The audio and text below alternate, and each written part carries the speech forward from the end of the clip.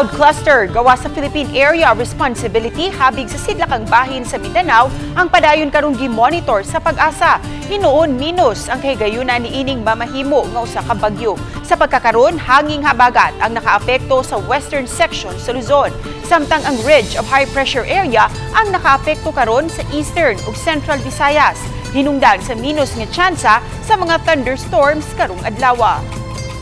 Muna nag-suppress sa cloud formation nato in Visayas area karong adlaw, nagpabiling less chance ning mga thunderstorm activities nato. Kung naaman, very isolated cases, mostly sa western section sa Visayas.